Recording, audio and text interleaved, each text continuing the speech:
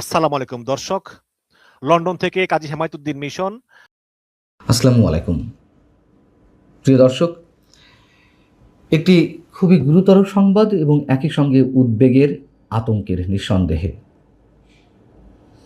বাংলাদেশের সঙ্গে ফিলিস্তিনি সশস্ত্র সংগঠন হামাসের সম্পর্কের কথা কেন তুলবে ইসরায়েল? ইসরায়েল নাকি এ বিষয়ে বাংলাদেশের উপরে আরও অনেক আগে থেকেই নজরদারি রেখেছে এবং একই সঙ্গে এ বিষয়ে পাকিস্তান সম্পর্কেও অভিযোগ তুলেছে। পাকিস্তান সম্পর্কে অভিযোগ তোলাটাই স্বাভাবিক। ইসরায়েলের পাকিস্তান, যুক্তরাষ্ট্র, ইরানের মধ্যকার যে যুদ্ধ, সেটির বিরতির মধ্যস্থতা করছে, যার জন্য নাখোশ ইসরায়েল। কিন্তু বাংলাদেশের প্রসঙ্গটি কেন এইভাবে অভিযোগ আকারে নিয়ে আসবে ইসরায়েলের একজন বিশেষ ব্যক্তি? প্রশ্ন হচ্ছে, এইভাবে বাংলাদেশের প্রসঙ্গটি নিয়ে আসার পেছনে কি ইসরায়েলের বিশেষ কোনো উদ্দেশ্য রয়েছে? বাংলাদেশ কি কোনো গুরুতর কোনো বিপদের সম্মুখীন হতে যাচ্ছে? ইসরায়েলের সঙ্গে তো বাংলাদেশের কূটনৈতিক সম্পর্কও এখনো পর্যন্ত স্থাপিত হয়নি। ইসরায়েলের সঙ্গে তো আমাদের সরাসরি তেমন কোনো বাণিজ্যিক সম্পর্কও নেই। তাহলে কেন ইসরায়েল বাংলাদেশকে টার্গেট করছে, বাংলাদেশকে টার্গেট করে এ ধরনের গুরুতর একটি অভিযোগের বিষয় আন্তর্জাতিক বিশ্বের সামনে নিয়ে আসছে?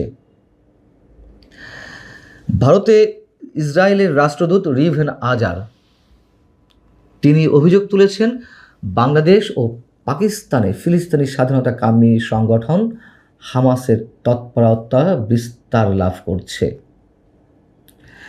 ভারতের প্রভাবশালী গণমাধ্যম এনডিটিভিকে দেওয়া এক সাক্ষাৎকারে তিনি বলছেন, 2023 সালের 7 অক্টোবর ইসরায়েলে হামাসের হামলার পর থেকে বাংলাদেশ ও পাকিস্তানে সংগঠনটির কর্মকাণ্ড পর্যবেক্ষণ করছে ইসরায়েল। তবে তিনি যে দাবিটি তুললেন, বিশেষ করে বাংলাদেশ প্রসঙ্গে, তার সপক্ষে কোনো ধরনের তথ্য প্রমাণ উপস্থাপন করেননি, অথবা করার প্রয়োজন মনে করেননি, অথবা অভিযোগ করলেও বিশেষ কোনো উদ্দেশ্য রয়েছে তথ্য প্রমাণ না থাকলেও। হামাস কি আমরা সবাই জানি, ফিলিস্তিনের একটি জাতীয়তাবাদী, ইসলামী জাতীয়তাবাদী এবং সশস্ত্র রাজনৈতিক সংগঠন, যারা মূলত গাজা উপত্যকা শাসন করে।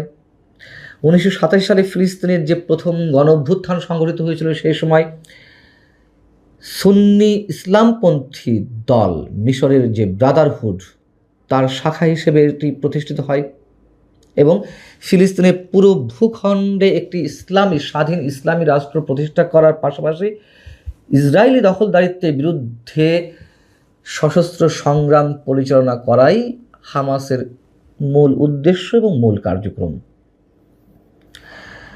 অনেক ধরনের প্রতিঘাতের মুখোমুখি হতে হতে যখন 2023-এর 7 অক্টোবর হামাস ইসরায়েলে হামলা চালালো, তার পরিপ্রেক্ষিতে গাজায় সামরিক অভিযানের নামে ব্যাপক আগ্রাসন শুরু করে ইসরায়েল এবং হামাসকে নির্মূলের নামে সেখানে গণহত্যা চালানোর অভিযোগ ওঠে ইসরায়েলের বিরুদ্ধে। তখন থেকে এ পর্যন্ত 2023-এর 7 অক্টোবরের পর থেকে এ পর্যন্ত 73,000-এরও বেশি মানুষ নিহত হয়েছে, যার মধ্যে নারী এবং শিশুই বেশি। আর এই ঘটনাকে কেন্দ্র করে ওই বছরের ডিসেম্বরে দক্ষিণ আফ্রিকা জাতিসংঘের সর্বোচ্চ যে আদালত, ইন্টারন্যাশনাল কোর্ট অফ জাস্টিস আইসিজিতে একটি মামলা করে, যার প্রতি সমর্থন দেয় বিশ্বের অনেক দেশ। দক্ষিণ আফ্রিকার মূল অভিযোগ ছিল ফিলিস্তিনিদের আংশিক বা সম্পূর্ণরূপে ধ্বংস করার উদ্দেশ্যে ইসরায়েল গাজায় গণহত্যা চালাচ্ছে, যা জেনোসাইড কনভেনশন লঙ্ঘন। যা হোক, ইসরায়েল শব্দটা তো সারা বিশ্বেই সারা বছরই আলোচনার বিষয়, কোনো না কোনো ইস্যুকে কেন্দ্র করে। কিন্তু বাংলাদেশের সাম্প্রতিক সময়ে ইসরায়েল নিয়ে একটু বেশি আলোচনা শুরু হয় যখন কিনা আমাদের পাসপোর্টে নতুন করে এক্সেপ্ট ইসরায়েল শব্দটো পুনঃস্থাপিত করার প্রস্তাব ওঠে। আর জঙ্গিবাদী সংগঠন সম্পর্কে যদি বলতে হয়, এই ভূখণ্ডে, এই দেশে 2024-এর 5 আগস্টের অভ্যুত্থানের পর যখন ডক্টর ইউনূস এদেশের শাসন ক্ষমতা তার হাতে নিলেন, সেই শাসনের শুরু থেকেই জঙ্গিবাদী সংগঠনগুলো তাদের কার্যক্রম আবার নতুন করে শুরু করে, জঙ্গিবাদের উত্থান ঘটতে থাকে নতুন করে। আমরা তো দেখেছি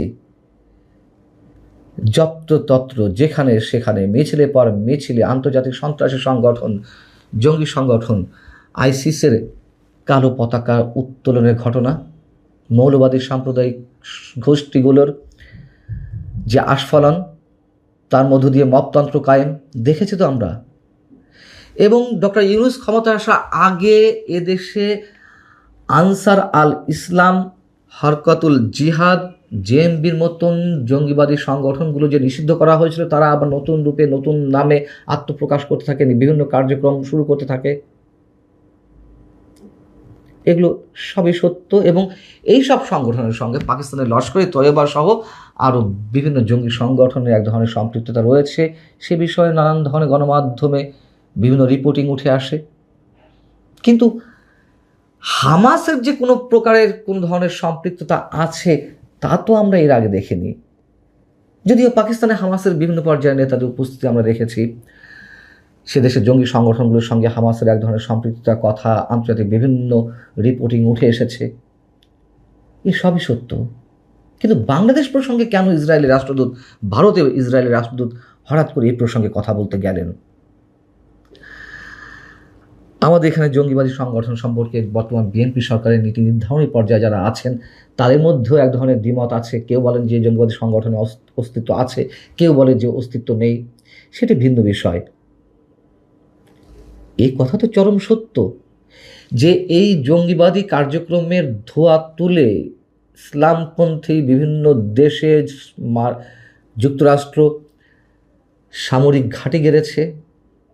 দ্বিতীয়ত, মার্কিন যে চুক্তি হয়েছে আমাদের দেশের সঙ্গে যুক্তরাষ্ট্রের, তাতে করেও মার্কিন ঘাঁটি গাড়া একটি সম্ভাবনার কথা, একটি আশঙ্কার কথা অনেকেই বলেন। এবং ডিপ স্টেটের খেলা তো অবশ্যই রয়েছে। আমি সবসময় বলি ডিপ স্টেটের খেলা এখনো পর্যন্ত থামেনি। তাহলে সমীকরণগুলো আসলে মিলছে কিনা বা আমরা মেলাবো কিনা, সেই প্রশ্নটি খুবই জরুরি।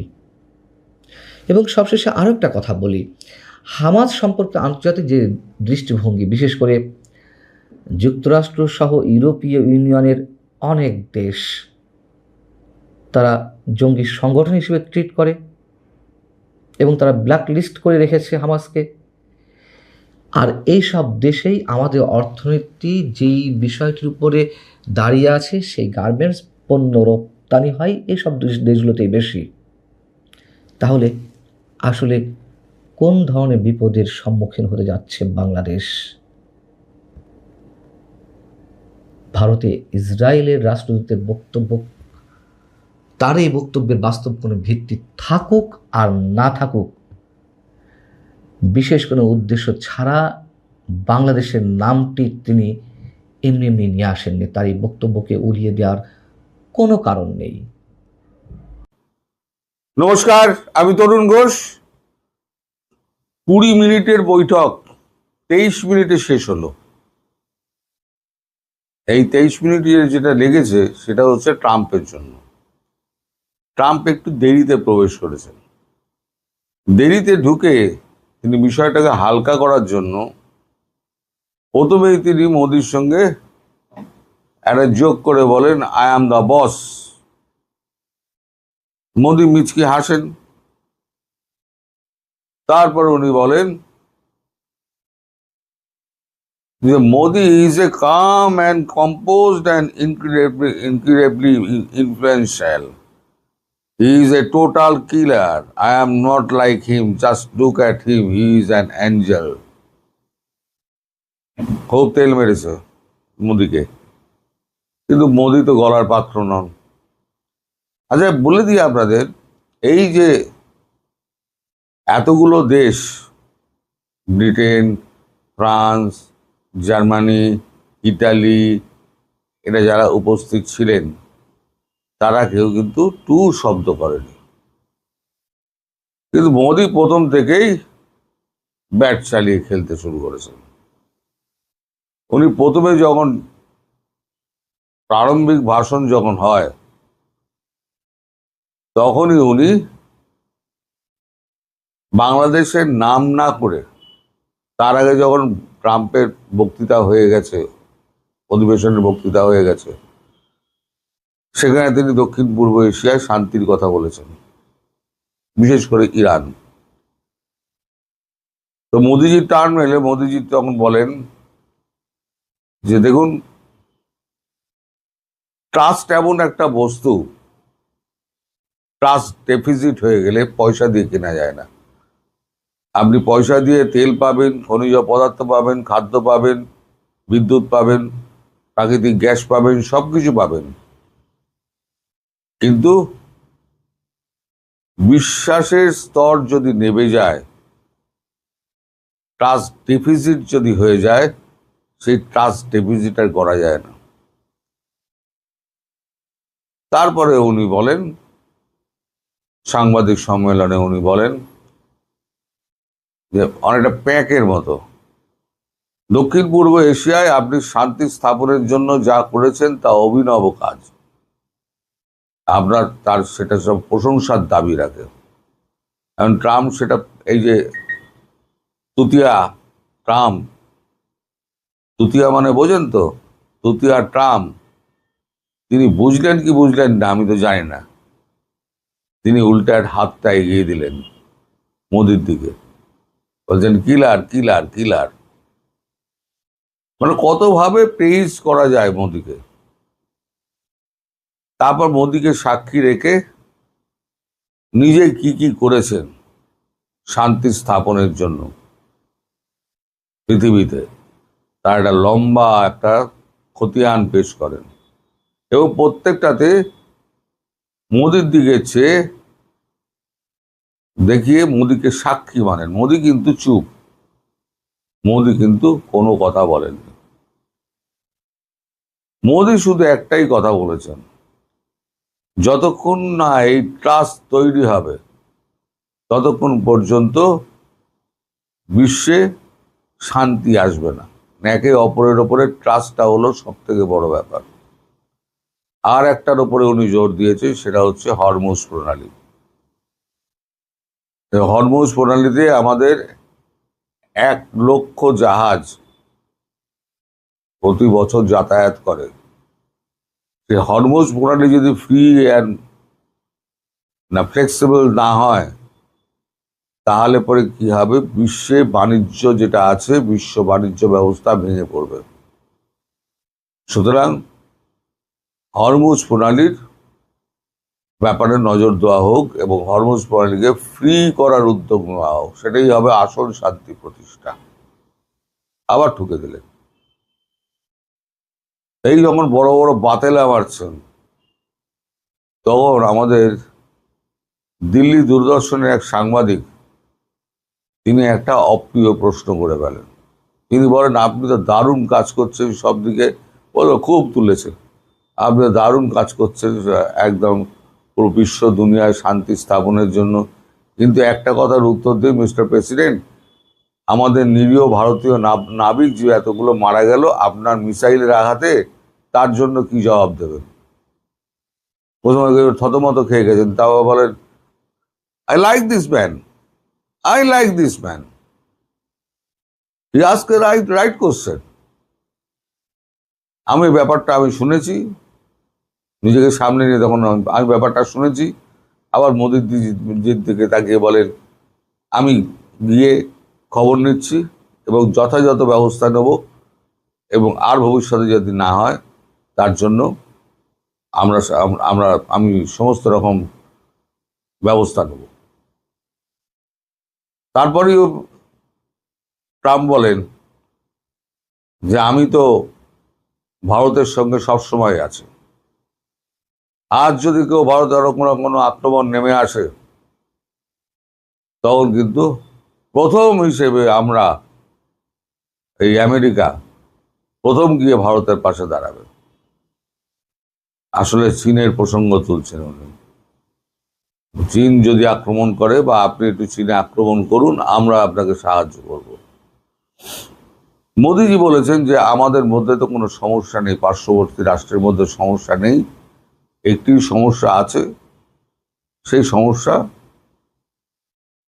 আমরা মেটানোর চেষ্টা করছি। মানে ঘুরিয়ে বাংলাদেশের নামটা কিন্তু উনি বললেন, নাম নিলেন না, না ইরানের নাম নিয়েছেন না বাংলাদেশের নাম নিয়েছেন, বলেছেন আমাদের সমস্যা আমরা ঠিক মিটিয়ে নেব, আর বড় যুদ্ধের কোনো আশঙ্কা এখন ভারতবর্ষ দেখছে না। কিন্তু পাকিস্তানের ক্ষেত্রে আমরা কোনো রকম কথা দিতে পারছি না। পাকিস্তান একটি সন্ত্রাসবাদী রাষ্ট্র, সারা পৃথিবী জানে, এবং ভারত সন্ত্রাসবাদের বিরুদ্ধে লড়াই করে আসছে এবং লড়াই করে যাবে। এবার তো শেষ হলো, মিটিং তো শেষ হলো যথারীতি। তারপরে বসলো আপনার 1-to-1। এই 1-to-1-এর দুটো ছবি আমার হাতে এসছে। এই দুটো ছবি আপনারা দেখুন, এটা খুব শান্তিতে আলোচনা হচ্ছে। আপনারা ছবি অনেক কথা বলে দেয়, কিন্তু এটা কি খুব শান্তিপূর্ণ পরিবেশে আলোচনা হচ্ছে? দেখুন ভালো করে ছবিটা, দুজনের মুখাভাব দেখুন। ট্রাম্পকে দেখুন, ভিজে বিড়ালের মতো বসে আছে, আর মোদিকে দেখুন। আর যদি না বুঝতে পারেন তাহলে দেখুন, আমি একটা ক্লোজ আপ, মোদির ক্লোজ আপ দিচ্ছি, সেটা দেখুন। কতটা রাগ, কতটা ঘৃণা, কতটা অভিমান এই বাংলাদেশের ক্ষেত্রে যেটা উনি করেছেন।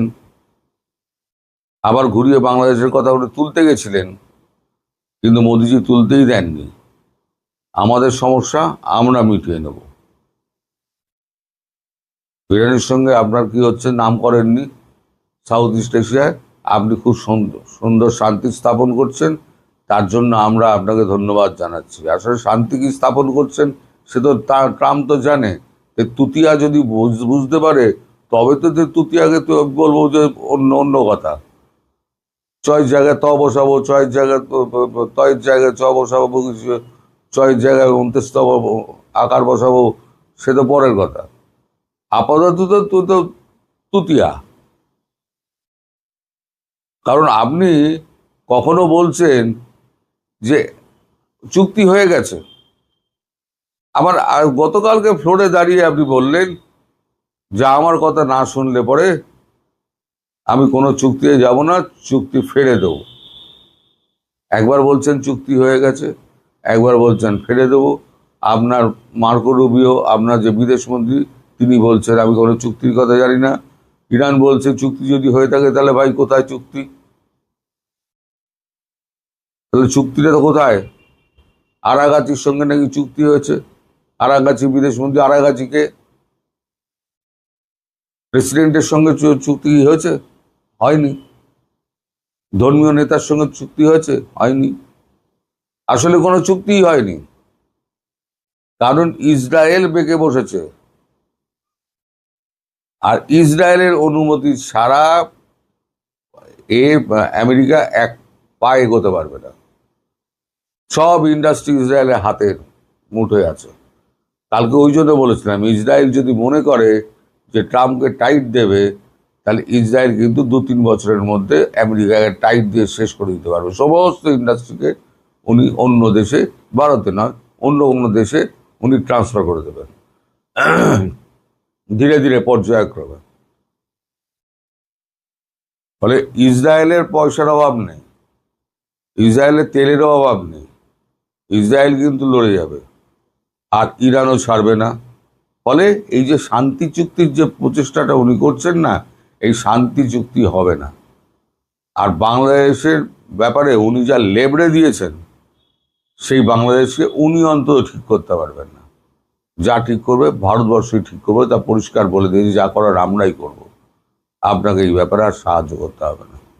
যা কথা হয়েছে পরিষ্কার কাট কথা হয়েছে, এবং মোদিজির এই যে মুখটা, এই মুখটাই বলে দিচ্ছে মোদিজির রাগ কতটা ট্রাম্পের ওপরে।